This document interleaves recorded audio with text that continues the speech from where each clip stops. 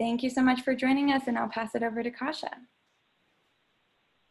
Hi, everyone. Thank you so much for joining us this afternoon to learn more about MassDOT's new Shared Streets and Spaces grant program. Again, my name is Kasha Hart. I'm with the Government Affairs team here at MAPC. We have a lot of really great material to cover today, and I know there's a lot of questions, so I will be very, very brief. I just wanted to give a rundown of how the hour is going to go. First, we're going to have Jackie DeWolf from MassDOT speak about the nuts and bolts of the new program.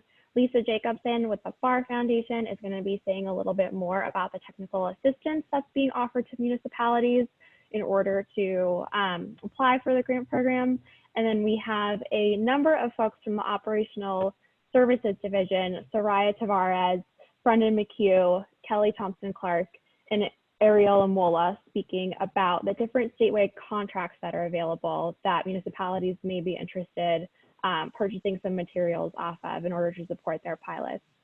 So we're going to be pausing for clarifying questions at the end of each speaker. As Sasha mentioned, please feel free to drop questions in the chat. I'll be keeping a close eye on that, and then we'll have time for larger discussion towards the end of the hour. So I think with that, I will go ahead and turn things over to Jackie DeWolf to get us started. Great. Hi, everyone. Can you hear me? Mm-hmm. Great. So let me just get the...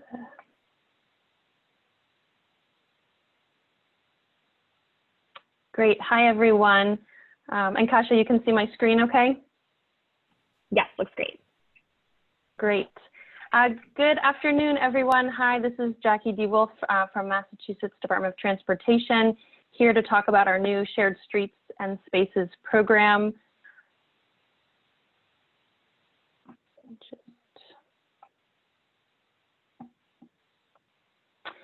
So our Shared Streets and Spaces program is meant to support quick launch, quick build grants to improve our sidewalks, curbs, streets, on-street parking spaces, off-street parking lots in support of public health, safe mobility, and renewed commerce.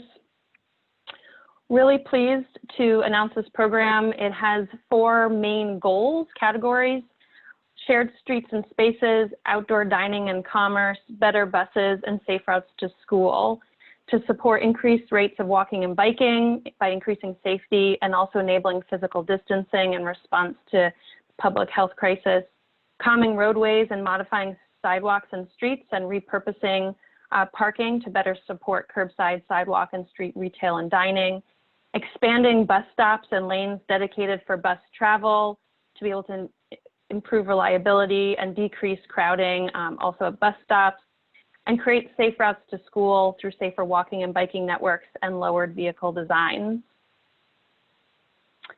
So the application is now live. We're calling all cities and towns to apply, and all the information is on our website with detailed application that just went live as of last week.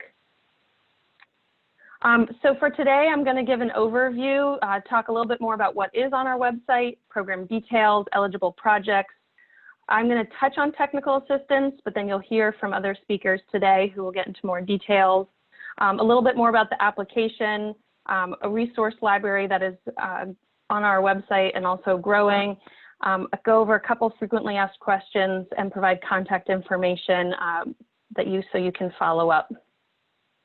So I want to quickly start with technical assistance, because for a lot of communities and a lot of questions we're getting, it's where do I start? And we're very excited to be partnering with the Barr Foundation, who you'll hear more from in just a few moments, who is helping provide technical assistance to you, to cities and towns interested in rapidly transforming their streets to facilitate responsible public health practices. And the technical assistance includes project identification, development of conceptual or quick build designs, safety evaluation, including ADA considerations. So as a starting point, definitely a great resource that we encourage everyone to tap into. And even if you have an idea or you're already in progress, again, a resource to reach out to in preparation for an application and just to support your city and town. So this is our website we just launched, where you can find more information at mass.gov/shared streets and spaces grant program. On the website, there's a couple tabs: program overview, program details, eligible projects, technical assistance, and resource library. I encourage you to look at each one of these tabs to get more information about the program. And if you still have questions, there is contact information on the website, as well as contact information I'll give at the end of the presentation, and don't hesitate to reach out. So program details, we have allocated $5 million for this program, defined it as a 100-day program where we're accepting applications now through the end of September. Award size as small as $5,000 and potentially up to $300,000. Improvements should be considered, temporary or pilots, or have the potential to be permanent changes in the future. And we're looking to make decisions on a rolling basis and commit to responses within 14 business days for either feedback or direction, or a yes or no, so that you can proceed, again, in support of the quick build, and also looking to things to be built and used this summer and fall.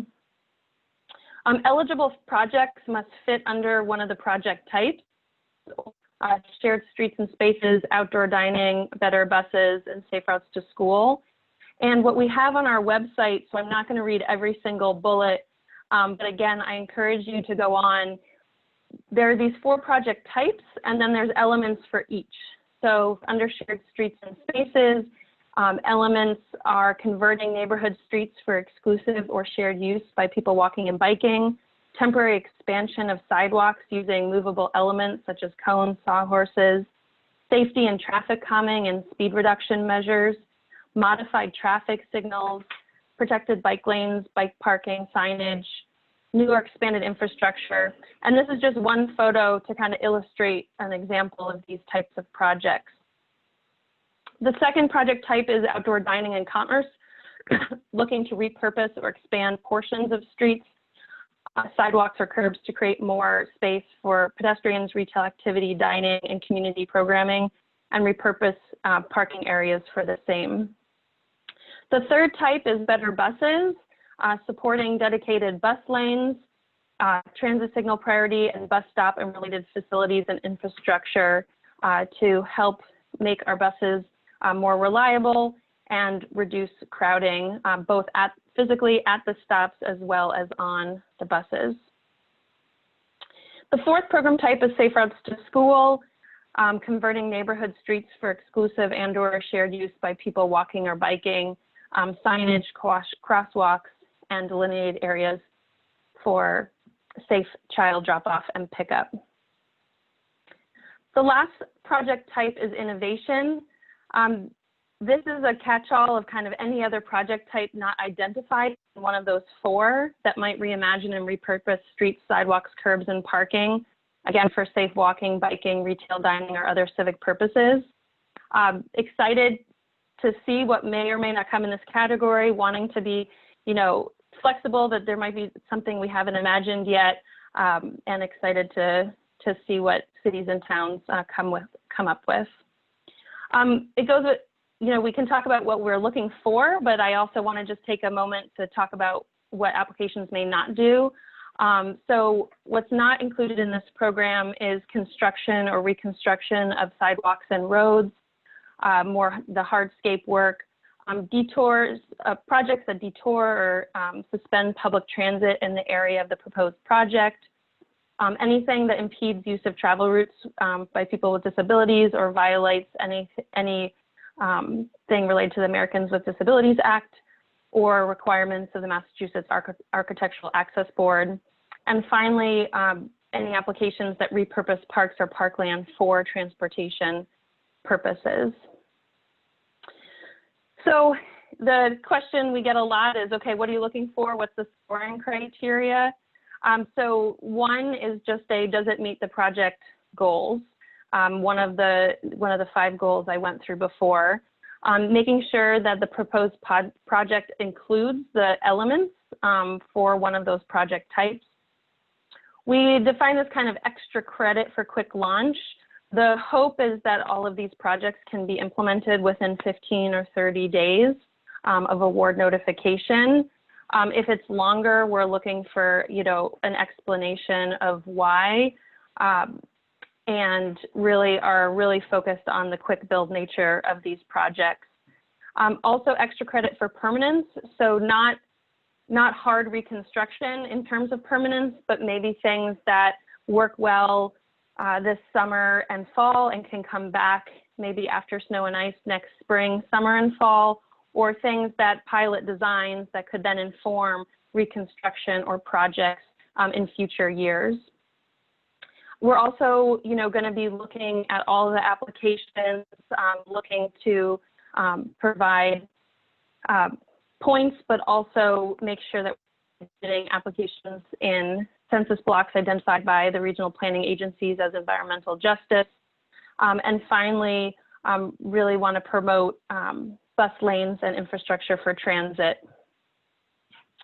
So what you need for your application is just, kind of following everything I've already stated, kind of what are your project goals, explanation of the benefits and how they meet the program goals, description and project location, confirmation of ownership and control of the relevant infrastructure, demonstrated compliance with safety and accessibility, explanation of whether the project is intended to be temporary or is a pilot for a potentially permanent change, description of roles and responsibilities, project timeline with milestones, and a project budget. I'll just say here too, a common question is, what if we want to make a change that impacts state right-of-way? And for those projects, we are all ears. We just encourage you to get in touch with us before you apply. So we would work on that project idea with you as it would impact state right-of-way within our jurisdiction. Eligible expenses are as broad as planning and outreach evaluation, purchase of materials, labor, and associated operating costs to the transportation changes that you're looking to make. Some materials to be considered: anything from traffic cones, temporary plastic barriers, flexible delineators, planters, paint.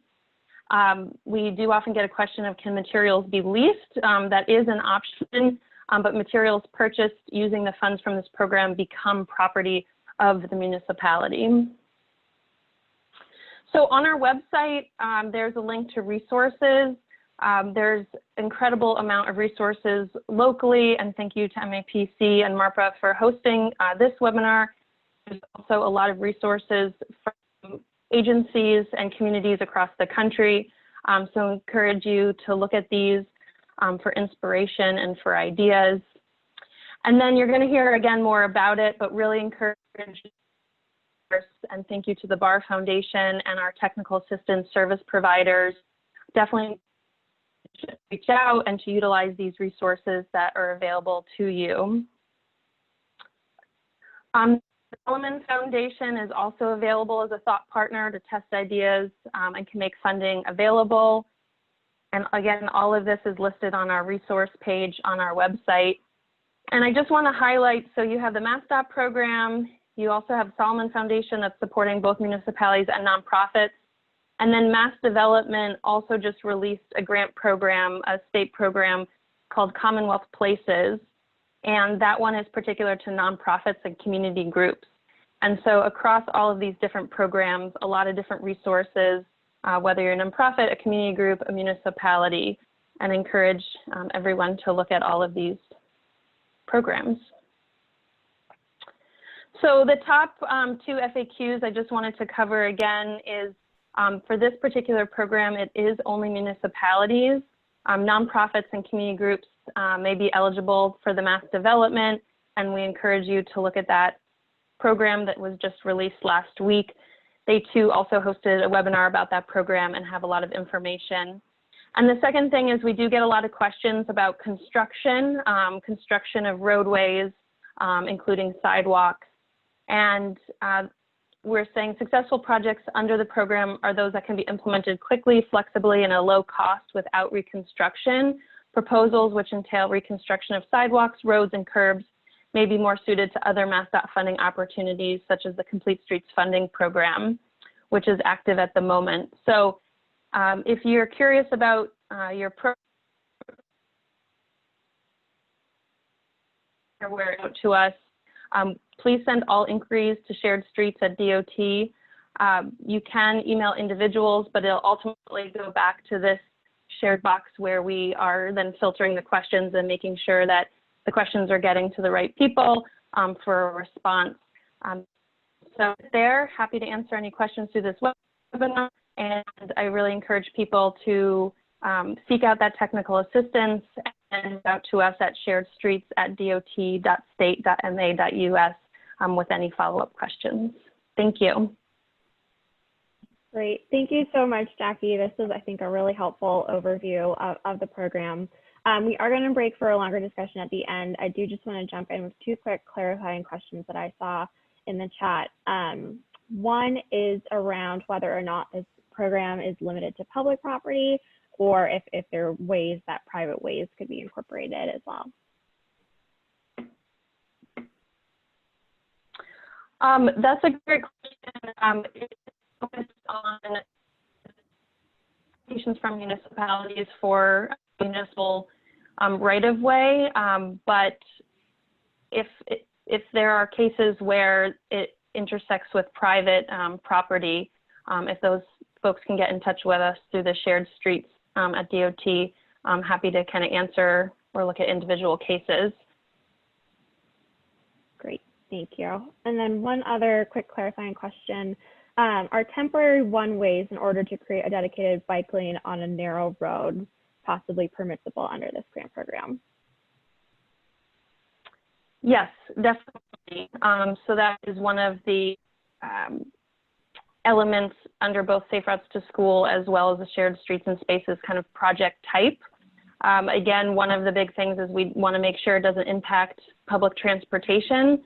So if there's a bus route, RTA, MBTA, help make sure that it doesn't impact public transit operations, but that is definitely a eligible project and element. Okay, great, thank you. I'm going to go ahead now just to keep us on schedule and turn things over to Lisa Jacobson from the Barr Foundation to say a little bit more about the technical assistance opportunities available to cities and towns. Lisa? Thanks, Kasha, and thanks, Jackie.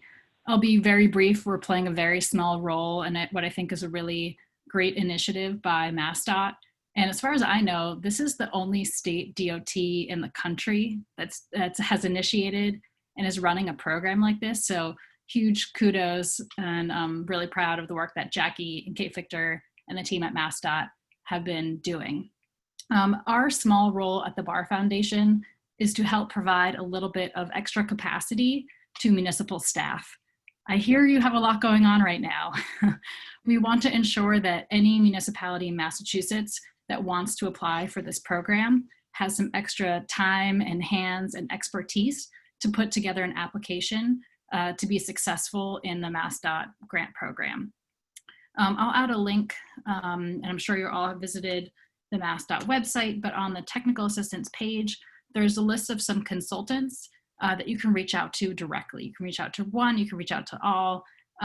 They are there if you have a single question, if you want to consult with them on an idea, if you want to engage them a little bit more fully to help on design plans or a safety evaluation or some other element to get you towards fulfilling the entire MassDOT application. So I encourage you to please contact them directly. They still have some capacity. If they're fully booked up, we're going to look at adding more consultants to this list. We want every municipality that needs some help to be able to get some help in putting together an application. In addition to the 3 consultants that are listed on this technical assistance page, you'll notice that the Solomon Foundation is listed here as well, and Jackie mentioned them. A big shout out to Allison and Herb at the Solomon Foundation. We've been partnering with them for a long time, and they were really the first ones out the gate with a program like this in Massachusetts. Back in April, before MassDOT released their program, Solomon Foundation has been more or less running a mini version of this MassDOT program. So that's still continuing. And what that program is the Solomon Foundation staff are also available with some technical assistance. Say you're looking at project scoping. We're interested in these projects. We're not sure where they should go. Can you help us? Solomon is a great resource for that.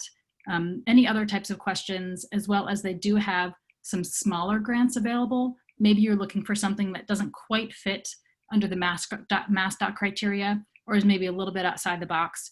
Please contact the Solomon Foundation. Their contact information is again on that same technical assistance page.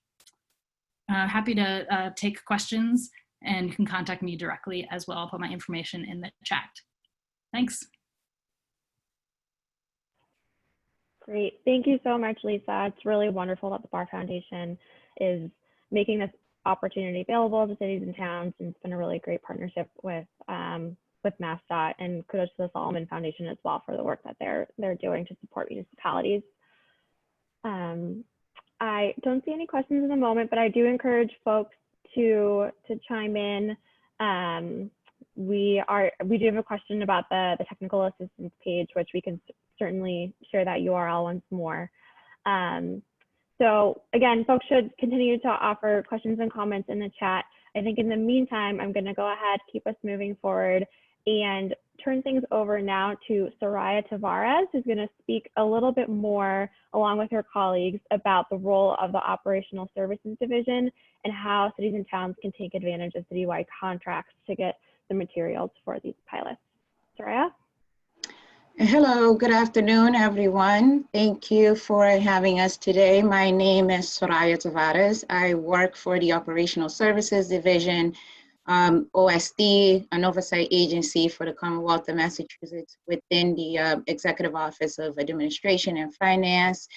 OSD establishes statewide contracts for goods and services that provides customer satisfaction and ensures best value. The reason why we're on this call is because we think we have a number of statewide contracts that would help you with this shared street programs, and we wanted to share some important information about the best values that statewide contracts bring to you, as well as additional benefits. With me today, I also have my colleagues and team at OSD that will individually go over each of the statewide contracts that we wanted to share the information on, and we'll go from there. So to begin, just a little bit of background on OSD. As I mentioned, OSD establishes statewide contracts for goods and services that eligible entities throughout the Commonwealth can benefit from, establishes policies and procedures that ensure compliance with state laws, regulations, and executive orders. We support the economic and environmental goals of the Commonwealth. And additionally, OSD is responsible for managing the Commonwealth's online market center known as Combis, which may be familiar to some of you on this call. Some of the benefits of using statewide contracts: the Commonwealth of Massachusetts purchases about $1.4 billion in goods and services each year. So this is a significant buying power for us.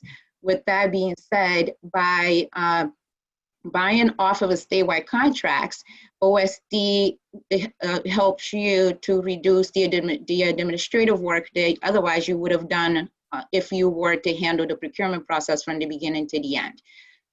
We have a team of individuals that work on developing the RFR, posting, coordinating how we evaluate the RFR, negotiating the contracts with the vendors, awarding the contract, and ultimately managing all of the contracts that we have.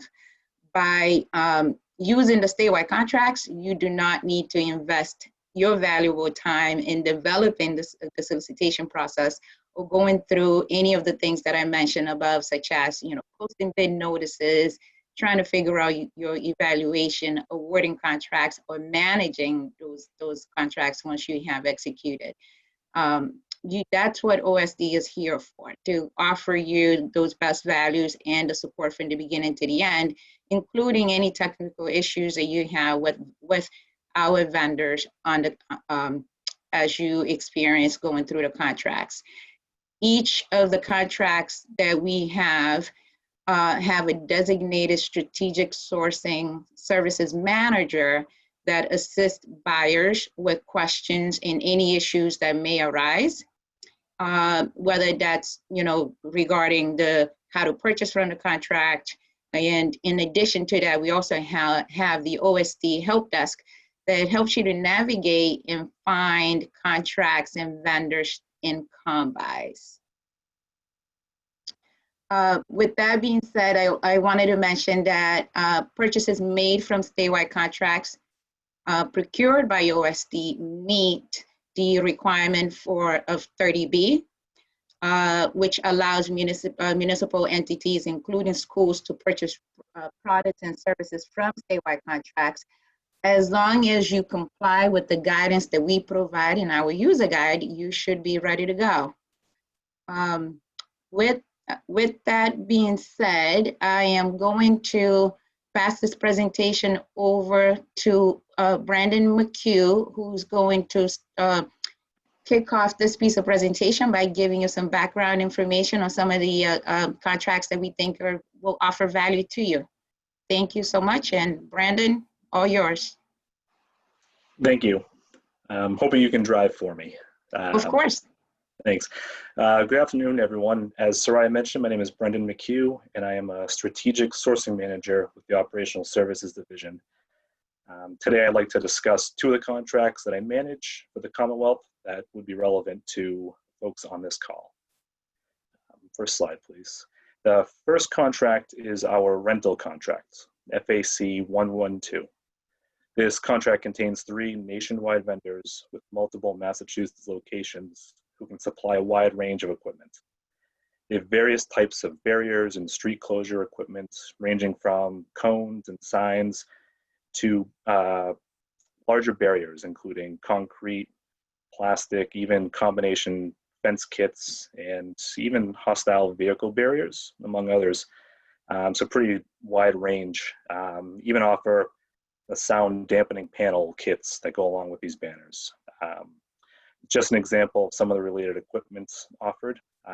Additionally, these vendors offer a full line of site furnishing and other amenities, including portable restrooms, hand washing stations, and even hand sanitization stations, as well as all the related equipment that goes along with those.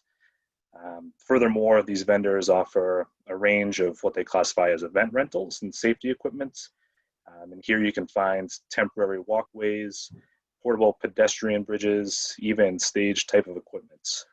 These vendors also offer equipment such as generators, lighting towers, even portable heating and air handling equipment. So pretty extensive line card for these vendors. As I mentioned, there are 3 nationwide vendors with multiple Massachusetts locations. They offer both short and long-term rentals. Delivery is available for these items, and some are even offering contactless curbside pickup, a true sign of the times. As always, please be sure to reference Massachusetts statewide contract FAC 112 in order to receive contract pricing on these equipment. Next slide, if you could, Soraya. Thank you. Next, I'd like to highlight contract FAC 104. This is our contract for landscaping products and parks and recreation equipment. This is a contract you would want to explore if you were looking to make an outright purchase. There are 14 categories within this contract, and I wanted to highlight a few of those for you here today. The first category, which is category 8, this is for site furnishings and other amenities. Some of the items in this category include things such as oversized planters, picnic tables, benches, bike racks, trash receptacles, and more. A lot of these items will meet EPP requirements as well. A lot of them are made from recycled products. So that's a nice benefit of some of that equipment. Another category is category 10. This is for outdoor shelter and shade structures. Includes everything from your typical fabric style shade structure all the way up to things such as kiosks, bus stops, gazebos, and pavilions, among other things. Next, category 13 for fencing, railing, decking, partitions, and even storage lockers. Pretty self-explanatory, but another method to create some of the road barriers and improve some of the furnishings. As a change of pace, other categories in this contract include your live landscaping and nursery products, such as flowers and shrubs, and soil aggregate products. This even includes things such as large boulders and other hardscape materials, which we've actually had a few entities purchase as a means to closing off roads and paths, sort of a natural type of road barrier or detour, if you will. I should mention there is even a category for installation and maintenance of these products. It's category 12. Labor is limited on that, and we recommend consulting with the applicable legal counsel on those. Next slide, please. And as I mentioned, there are 30 vendors on this contract supporting 14 regions across the Commonwealth. These vendors carry a wide range of products and manufacturers, both local and national. This includes a lot of environmentally preferable products made from recycled materials. There are a few discounts available, including prompt pay discounts, volume purchase discounts, and we also encourage buyers to negotiate for a better price, as always. As with any of our contracts, please be sure to reference contract FAC 104 to receive contract pricing. This concludes an overview of the applicable contracts that I manage, and I will pass things off to my colleague, Ariola Mola. Hi, everyone. My name is Ariola Mola, and I'm a strategic sourcing manager for the Operational Services Division. Two of the contracts I manage are particularly relevant for this program. Sorry, can you please change the slide? Okay. So the first contract is HLS 06. It's a contract for Homeland Security, Public Safety, and Traffic Safety supplies. It's adapted from two nationally scaled and competitive bids, so buyers may shop between two nationally priced catalogs. There are two vendors currently on contract, Grainger and Safeware. HLS 06 provides a variety of products and equipment in the areas of disaster response and emergency preparedness, Homeland Security, a broad range of personal protective equipment, public safety, public works, traffic safety supplies, safety apparel, and other related needs. Basically, most of the things that Brendan mentioned can be rented through our rental contract, can also be found and purchased through HLS 06, as long as they're related to any of the categories mentioned here. Some of the examples I can bring are like the street barriers, signs, cones, fencing items, site furnishing amenities, sanitizing stations, thermal scanning cameras, which seems to be pretty much in demand right now, and every sort of like equipment and material that is related to public safety needs. There are two methods of purchasing mainly from this contract. One of them is by soliciting quotes from the vendors, and the other one is by using the punch-out catalogs that the vendors have on Combis. You can also have the option of actually reaching out to vendors in case any of the products you require is not found on their punch-out catalogs or in their websites. And complete vendor information is found in the contract user guide, which is published on Combis. Additional items can be added to this contract, as I said, once that you reach out to vendors. The contract offers a number of benefits, but usually the main benefit comes in the form of a price discount based on their vendor catalog prices. Sorry, please, the next slide. The other contract is FAC 105, maintenance, repair, and operations, retail products, and supplies. This is actually one of the most flexible contracts that we have. It covers a variety of building and industrial MRO products from the awarded vendors, and it offers the flexibility to walk into local retail hardware stores like Lowe's, Home Depots, etc., to pick up parts as well as building, carpentry, home improvement supplies, and related materials.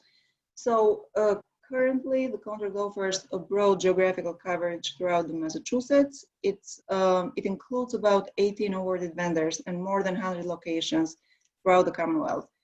It offers a number of benefits, including will call and curbside pickups, volume pricing, and price quotes on large projects. And like I can add specifics if you want, but usually everything that has an estimate of more than $1,500 can actually offer the chance for additional discounts.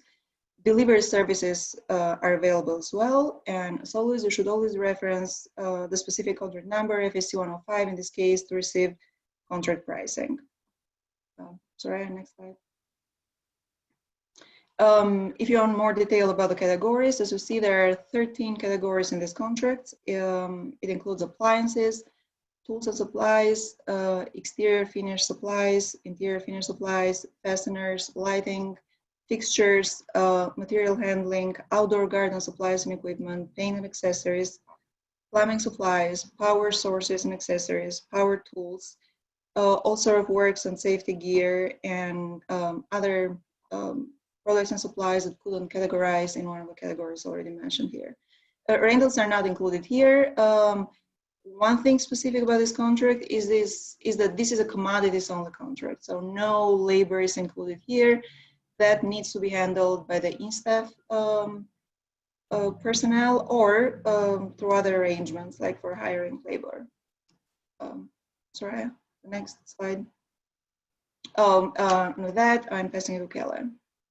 Thank you.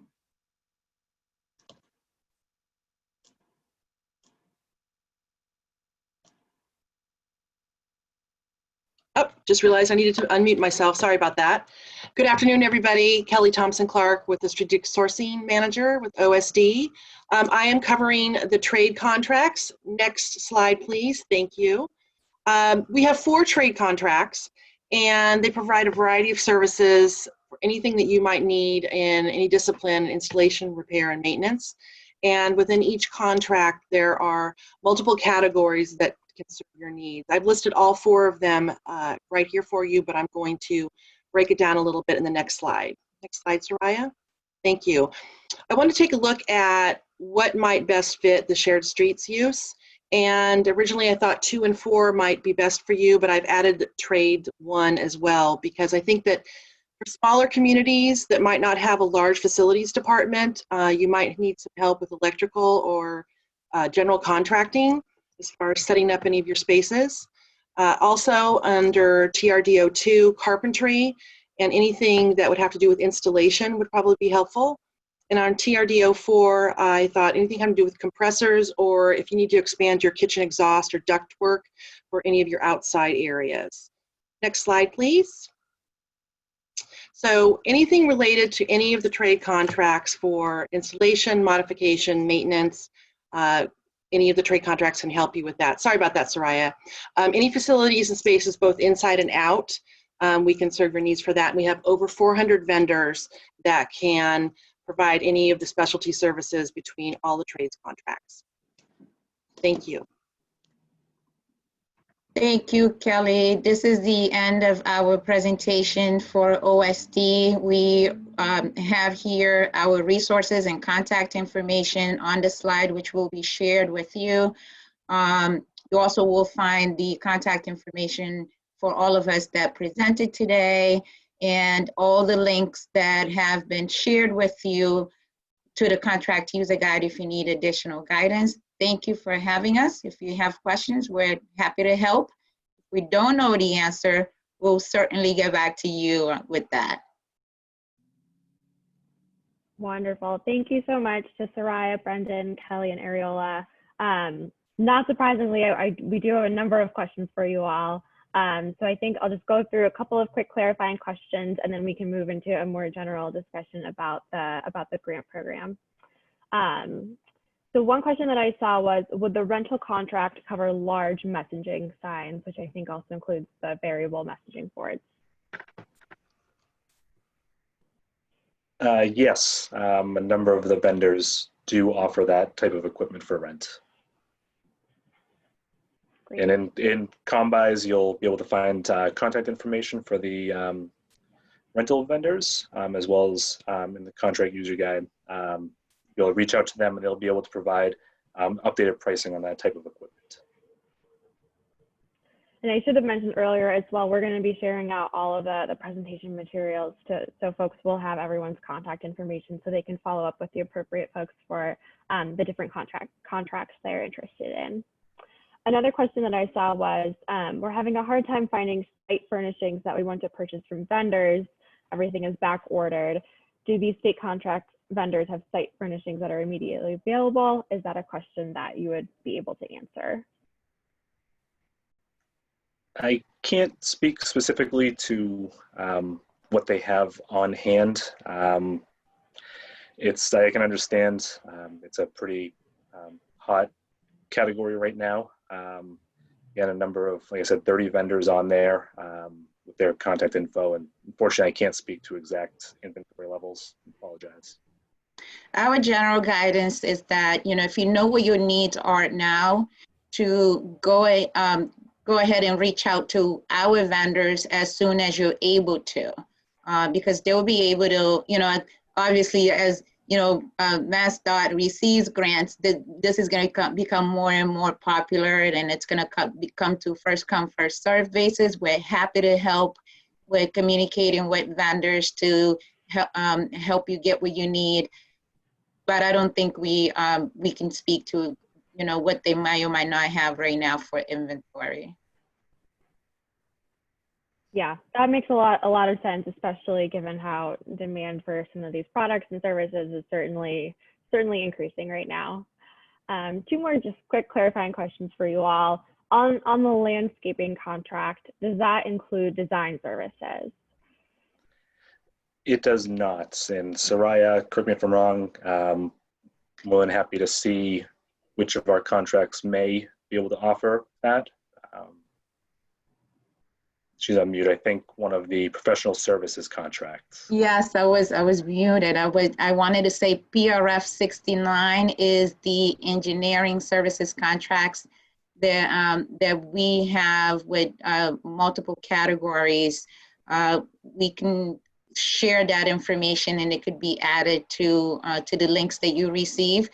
I would additionally also say that we have a statewide contract, PRF 61, which is management consultants and planners. There is a specific category there on things related to consulting on the environmental piece of it, as well as consultants that are typically known for doing revitalization of downtowns and such. So any of that information, if you find it to be helpful, we'll be happy to share. Great, thank you. And then one last question. Do any of these contracts cover MUTCD signs or similar? So signs that are used, for example, delineating speed limits, traffic regulations, things like that. Yeah, so I think that a lot of the signs fall under HLS 06. And I believe I saw another question there for the ramps that are used and ADA compliance ramps, and they are included under HLS 0601. I just checked very quickly right now the catalogs of a couple of vendors, and they do supply these products. Great, wonderful. Lots of options. And again, we'll be sending out follow-up materials. I know it's a lot to digest. I do see another question here actually for OSD. Are there any labor/material combined contracts like paving marking contractors? We do. We have a paving contract that actually encompasses everything from markings of parking lots to streets. They can also do distance spacing along sides of roads. So there is an inclusive paving contract that would have everything. They do include the thresholds though between labor and materials. So that's something that they can contact me about, and we definitely have something to cover that. Wonderful, thank you. So I encourage folks to continue to drop your questions in the chat. I do want to make a little bit of time for more general discussion and conversation. Also want to circle back to a few more questions that we received about the grant program itself. So Jackie, one question that we got and we've been getting a couple times over is municipalities are interested maybe in partnering with either MassDOT or DCR on different pilot initiatives. Could you say a little bit more about the best way to work with MassDOT or DCR if a pilot includes some MassDOT or DCR owned roadway? Sure. So for definitely open to ideas for things that impact state right-of-way, and we just really encourage you to contact us at sharedstreets@dot.state.ma.us with your kind of idea or concept or proposal because then we would work with you on that application before you actually submit it, as if it impacts state right-of-way. So definitely open to those ideas. We've certainly already received a number from municipalities where there's state right-of-way that's integral into, whether it's the main streets or where there's local businesses or access to safe routes to school, or just wanting to kind of calm streets and create more space for people walking and biking. So again, for ones that just impact state right-of-way, we just encourage you to contact us first, and then we will get the right team together as it relates to whether it's MBTA property, DCR property, MassDOT property, what district it's in. We'll make sure that we assemble the appropriate team to work with you on that concept, on that proposal, and make sure that it works, and definitely encourage those applications. Great. Another question we've been hearing too is about can a municipality submit more than one application, and also can cities and towns work together to apply jointly on a project? Let's say if there's a corridor project that impacts multiple municipalities. So wondering if you can say a little bit more about municipalities applying on multiple applications as well as regional applications. Yeah, definitely. We definitely encourage municipalities working together, knowing that our municipal borders don't actually line up with where people are traveling and going to and staying within on a day-to-day. So definitely encourage cross-municipal coordination, and we would just ask that one municipality is officially like the lead on the project proposal and on the application, and then just specify in the project description that it's in coordination, and it would be great just to kind of include something as it relates to kind of support from the multiple cities and towns. So just pick one municipality to be the lead, and then definitely encourage municipalities to work together. Municipalities can also, support each other's projects in name. And then we are allowing municipalities to submit multiple projects, up to 3. So you have, multiple opportunities to kind of cover different project types, or maybe you apply for one now, and maybe there's going to be something more relevant later this summer. So you do have the opportunity to apply multiple times. It's a great point. Thank you for clarifying. And, regional collaboration, that's music to our ears. We also had a couple of questions earlier, just some clarifying questions around the sidewalk reconstruction versus sidewalk extension. Wondering if you can just explain in a little bit more detail what's in the bounds of this grant application. Sure. So actually, see if it'll work. I'll share my screen one more time. Can you see my screen? So it's actually, this is a great, we realize especially that we're setting a kind of a new precedent for projects we are supporting. MassDOT largely is all about capital reconstruction and major dollars. And so this is a new program type to support quick build in response to the public health crisis and in support of healthy recovery, public health, as well as businesses, and then safe environments for people walking and biking. So this is these photos are great examples of when we talk about expanded sidewalks that are things that you can implement.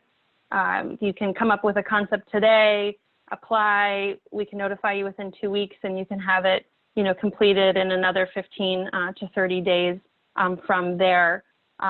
And we have other programs like the Complete Streets Funding Program or Safe Routes to School program, or use of Chapter 90 dollars or other kind of funding sources that can support more kind of capital reconstruction, corridor projects related to those other programs. And these are just a couple of photos that are examples of what we mean by expanded sidewalks. And again, if you're kind of not sure where the line is drawn, don't hesitate to reach out. But that's what we mean by expanded in response to quick build. Thanks. Does that help clarify? I think so. I think the visuals are really helpful, but folks should chime in if there's further questions on the sidewalk piece. I am seeing a couple more questions around municipal applications. Specifically, could a municipality apply for a combination of projects under a single application? And then a related question, is each community maxed out at a $300,000 project, or potentially could a community apply for 3 separate projects up to $900,000? Oh, so the first part of that question is about multiple projects in one application. Exactly. So if you're applying, if you have multiple projects in one application, we would just want them to be contiguous, like in a space. So it might simultaneously support better buses and safe routes to school and outdoor comments kind of in the same space or zone. But it's kind of 3 separate projects in different parts of the municipality or in partnership with other municipalities, then we encourage you to submit them as separate applications. And then the second part of that question, up to $300,000. Definitely think about $300,000 as max across all of them. And also just think it's $5 million, 351 cities and towns. We really want to support as many cities and towns as possible. And when we talk about quick build and the lowest, we're saying $5,000, we know that 5, 10, 15, 50 can go a really long way. 300,000 will definitely be the exception, whereas we're, again, quick build, smaller projects, and again, 351 cities and towns to support. Great, thanks, Jackie. That's important clarification. We're running up on time, so I just want to ask 2 more questions, but say, we are going to take a look at all the questions that are posed in the chat and send out responses as best as we can. So I'm seeing a few questions around whether or not this is a reimbursement grant. So if communities have already made some improvements, could this grant program be considered a reimbursement for improvements that already exist? So right now it's not reimbursable. It would have to be for new expenses incurred with the project notification. Okay. And that comes with just the funding process and funding restrictions.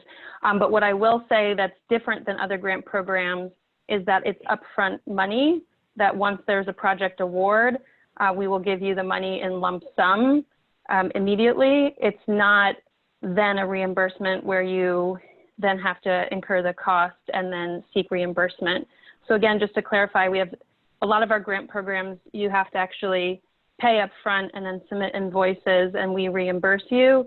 This one, we're actually proactively giving you the funding. And then it's for new things that you do as part of this grant application, not for maybe things you might have done in the last few months. Okay, great, thank you. I think that's a useful distinction to make. And then, so we're coming up on 3, so I just want to ask one more question to round things out, and I invite others, to respond as well. We know that right now, in particular, equity is really, really top of mind for folks, especially in the transportation planning field.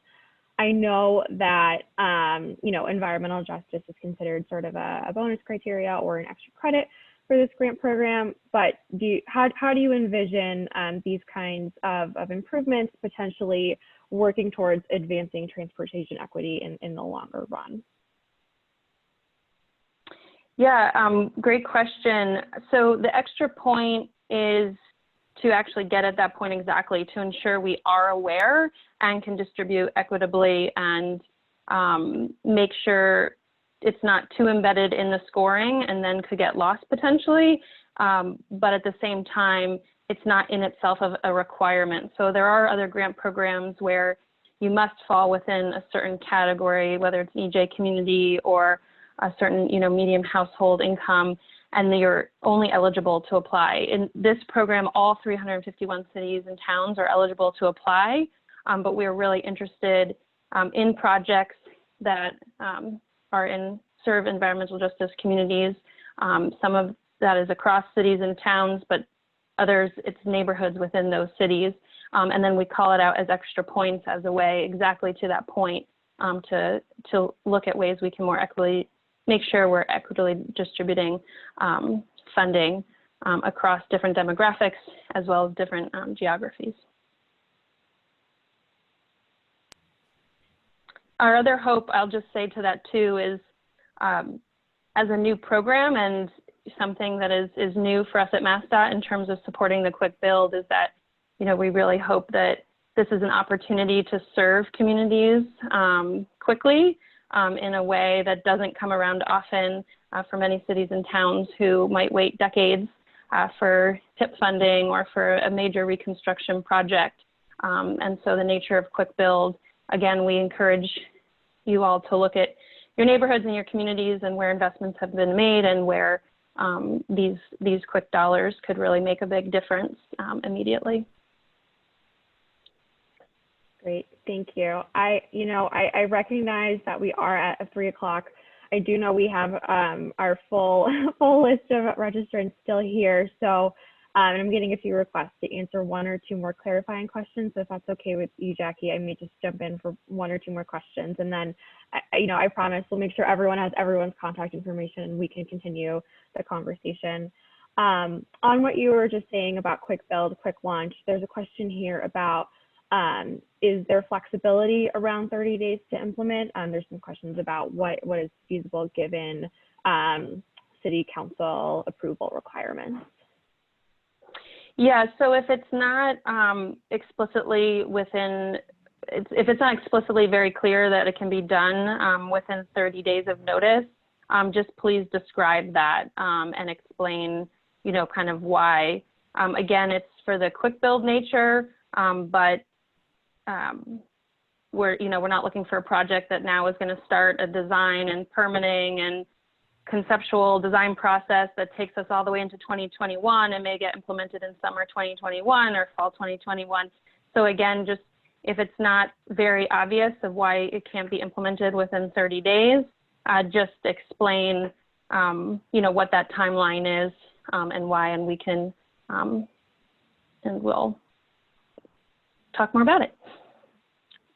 Great. And then I just saw a couple of questions about reporting requirements for municipalities and the timeline.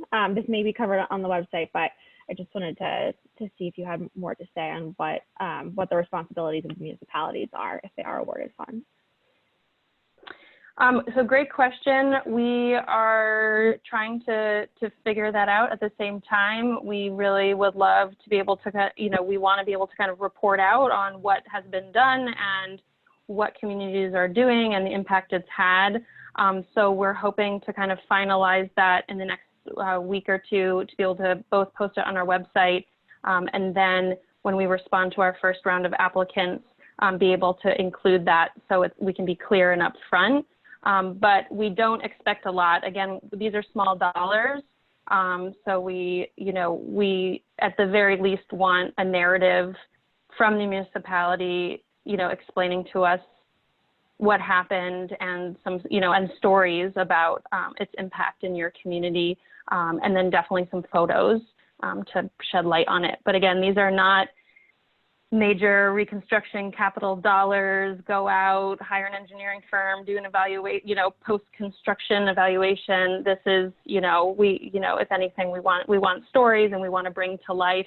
If we say we've funded 20 Jersey barriers to create a separated bike lane, we would love to hear from you, what it meant in your community and see photos and bring it to life.